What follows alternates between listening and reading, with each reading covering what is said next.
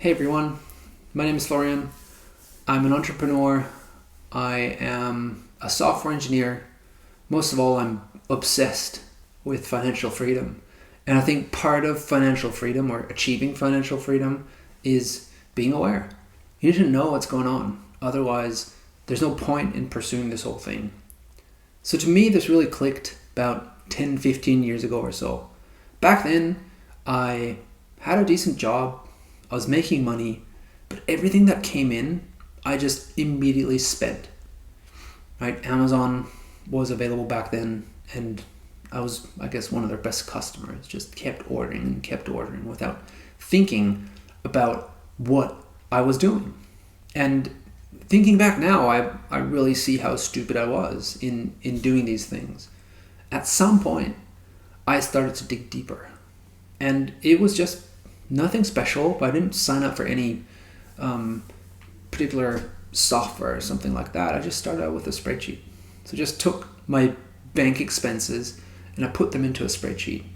And I started taking control over my personal finances. And I want to share what I've learned. I want to share what I've been doing and why I think I've been successful in achieving a decent runway, having my savings under control, having my expenses under control, and doing that with just like a 15-minute routine every month that is stupid simple and doesn't even require that much of discipline, because that discipline in avoiding useless purchases comes automatically. If you see, and you do this every month, and you do that for a year, you will see where your money is going, and it will be revealed to you that you might be spending money on stuff that you shouldn't be spending it on. And I think that's really what I am particularly interested in, right? Because if I bring in, and I've done a lot of thinking about this in my blog, I'll link that. But essentially, money is an interesting thing, right? You can use it to buy stuff, but you can also use it to buy time. And once that clicked for me, that was something where I really realized that what it was that I was doing, right? I had this overarching goal that I could not only go and save this money for retirement from when I'm really old and I can't work anymore, but I could also use that money to save it, to take a year off with my kids, or even without kids, to take a year off and travel the world, or to start a business, try and do something new, or to just say fuck you to my boss when I didn't like my job anymore. So there's a multitude of things that you can do that will enable you to to get your life under control if you get your finances under control. So let's start there, right? Whether you use this platform here at Expense Sorter or not, whether you just use a spreadsheet, it doesn't really matter, right? There's, I guess, like 4 key aspects that we need to look into. Let's start with income, right? This is a basic one, but be aware, right? Your income is basically, is what you make, right? It could be your salary, it could be something else. Income could also be dividends or money you make from investment. So in green, everything that comes in. Now, you can take that on a monthly basis. Some people earn it weekly, bi-weekly, whatever it is. You can add that up to an annual number. So then you know what you make per year. So here's your annual number, and that gives you some insights on what you're earning. Just by yourself, that number isn't super useful. What is useful is when you mix it up with your expenses, right? And here where it gets more interesting. We'll get to the savings later, but your expenses basically is what you're spending, right? What are you paying on groceries? What are you paying on rent? What are you paying on your car? The same here. You can be spending all along. Like most people will be familiar with their income. They know that. I knew that 10, 20 years ago when somebody asked me how much you're earning. I said, well, I earn 40,000, I earn 50,000, whatever it is, right? But if someone asked me what I was spending each month, I didn't necessarily know that. And I think that's a problem that many people have, because there's these little tiny things that accumulate to something. And I see that sneak up in my life often, more often than not. You get used to some habit. Like the most famous one is obviously coffee, right? You have heard that if you go out and have a coffee out at a coffee shop every day and it's $5, that will accumulate to an enormous amount of money at the end of the year. But you will not notice because you're paying that every month. And there's a ton of these tiny little habits, tiny little things that you do every month or every day that add up to your annual expenses. Now in this case, this is the red number, and it like displays or shows us how much we're spending every year. How much does a year cost us to live? How much does a month cost us to live? Now this gets interesting, right? If we now take the blue figures, the savings, and savings could be for anything. It could be for an emergency fund. It could be for retirement. It could be for a really cool trip you want to do. Maybe you want to travel. Maybe you want to put your kids through college. Whatever it is, right? You can just take your income, deduct the expenses, and you have your savings that you do per month. Where you put them, we can figure that out later. But for now, your savings is really something you need to be aware of. The amount of money that stays on your bank account after you've spent what you wanted to spend. And then you can be smart about putting that somewhere, right? With that, you can calculate a savings rate. You can say like, over the months, over the last 10 months, 20 months, whatever, I've had a savings rate. It's been going up or it's been going down. So you can follow these trends and see if you're improving, if what you're doing is getting worse. Now, there's obviously two ways to improve your savings rate, right? You can increase your income. That's often an easy thing to do, right? You could try and look for a new job and see if you can get a promotion. That's something that is advisable to a certain degree. But then on the expense side, of course, there's also a lot you can do, right? You can be aware of what you're spending and you can think through if all of what you're spending is really necessary, right? So you could look through your expenses and find out, hey, I'm living in too big of a house and I don't need to live here. And I think like doing that every month, doing that even every quarter is a very useful thought exercise in learning and knowing what is it that I'm spending on, and is that something that is important to me? Could I be spending that money on something else? So I think this is the key takeaway from these overview stats, right? We have income, expenses, and savings. Now, there's a fourth one here, which is runway. And I like that. Other people call it emergency fund. I like, or I have used runway because I'm familiar with startups. But it's essentially, if you lost your job tomorrow and the green number went to 0, how long could you survive with keeping your expenses the same, right? Your savings would obviously drop to 0, but if you had to just survive and find a new job, then that's a number to have.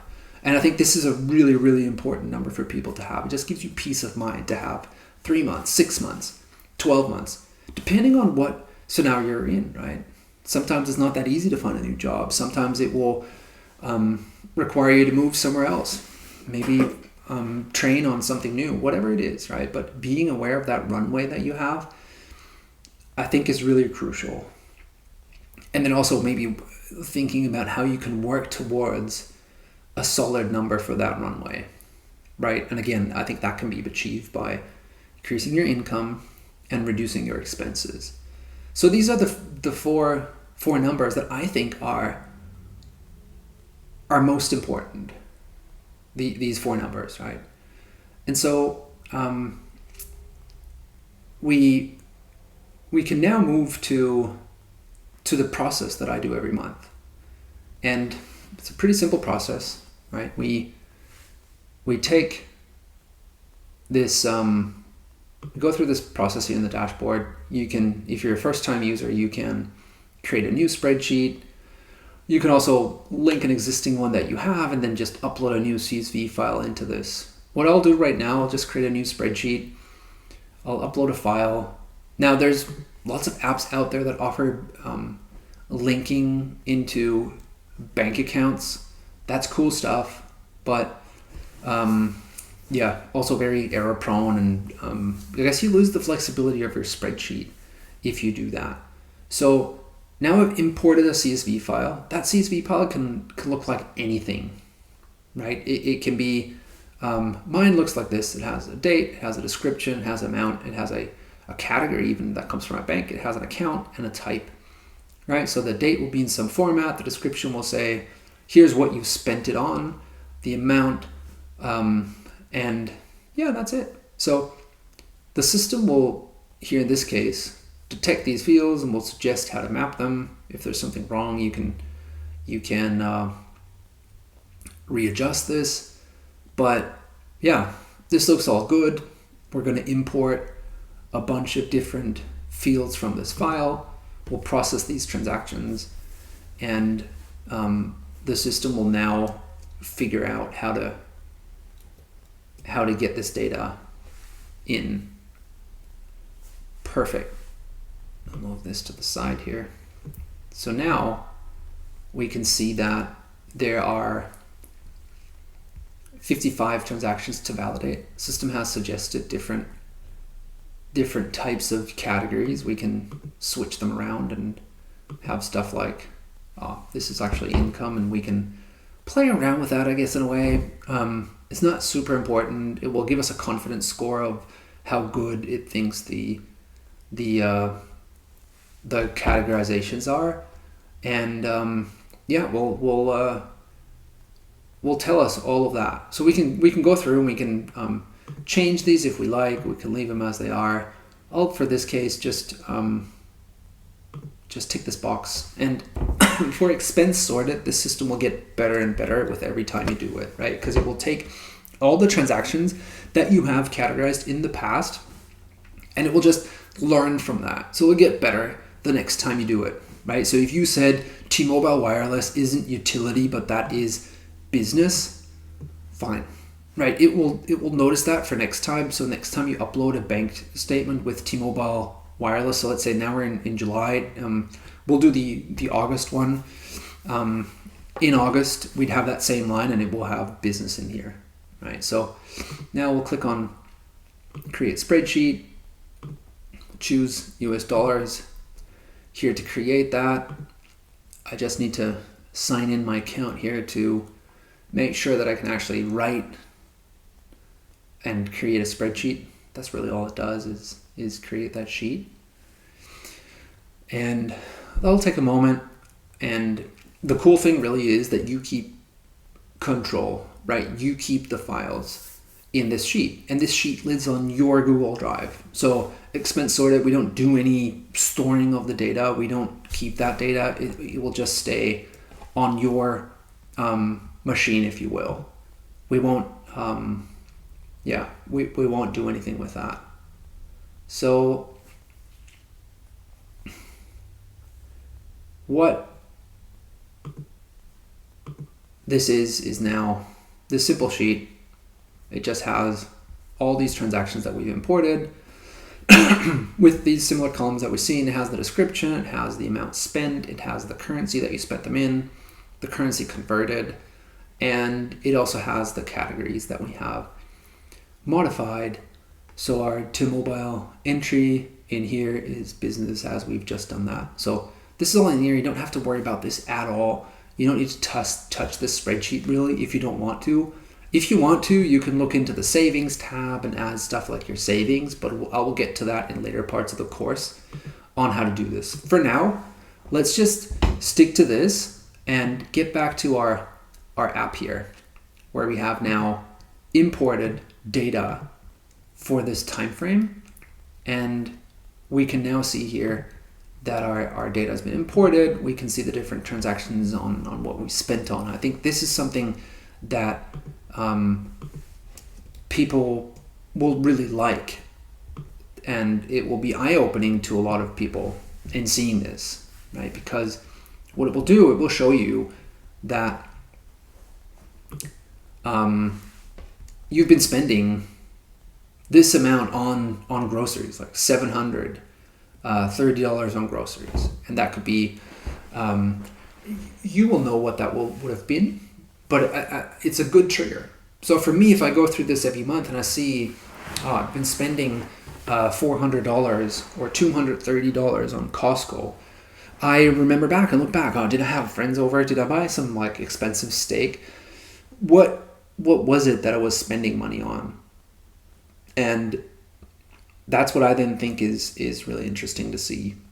And it will help you to uncover where these things are. Because I've had many cases where I'll see a subscription somewhere, and that subscription, I haven't actually been using it, but I see it popping up here. Upon review, I'll see that, all right, I've had this thing that has come through, and it comes through regularly, right? And for that, we actually have this subscription analysis section. So it will detect if you have certain things that recur over time, right? So here it detects Starbucks, and it will be like, all right, you're per usual 21-day span, you're spending this amount, and if I accumulate or add that up to a year, it'd be $700, right? And these are like really good insights that you immediately get from this, where you see, I could maybe dial that down,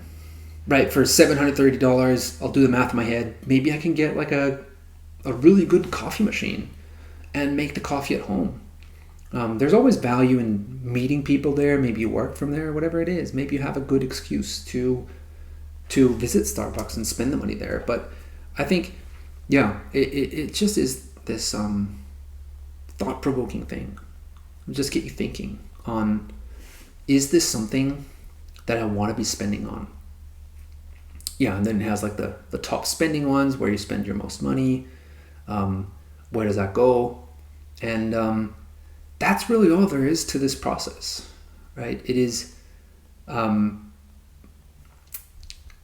this simple routine that I suggest everyone should go through every month, right? This won't cost you anything. You just go through this, and you can even subscribe to a reminder. You'll get an email every month, and that email will tell you, hey, upload another sheet, another CSV file.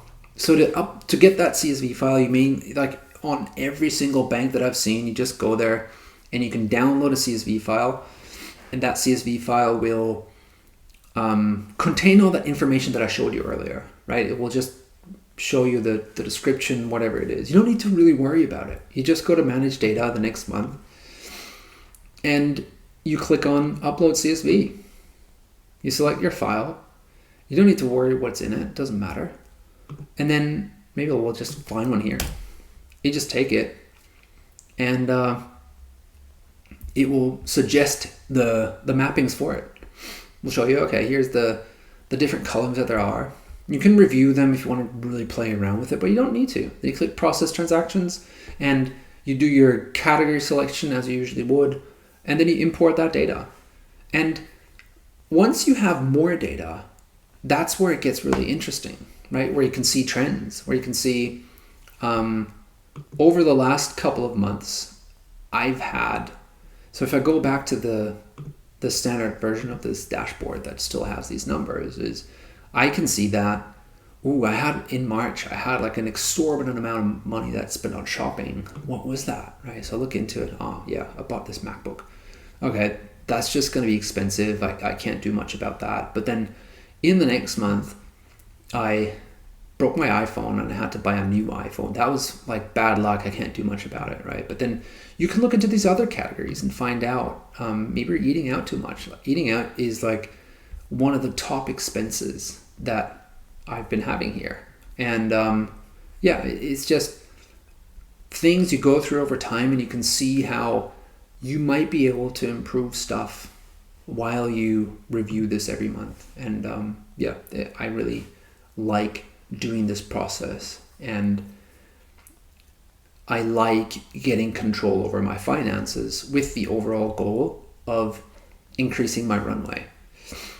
Because if I have a runway of, let's say, 24 months, like 2 years, let's say I had that, I would not only feel safe that if I lost my job, I could do something, I would even get to this level where I could even think about quitting my job proactively and saying like, oh, I want to start a startup. I want to start a business. I want to travel to Asia and use that money to do this, right? And I think I've written about this in a bunch of different pieces, right? Like it's this idea that money can buy you time, and time is something that is not replenishable, right? That time will go away. So there's this statistic on that people who are like in their 70s or 80s, that they typically have a lot of illnesses.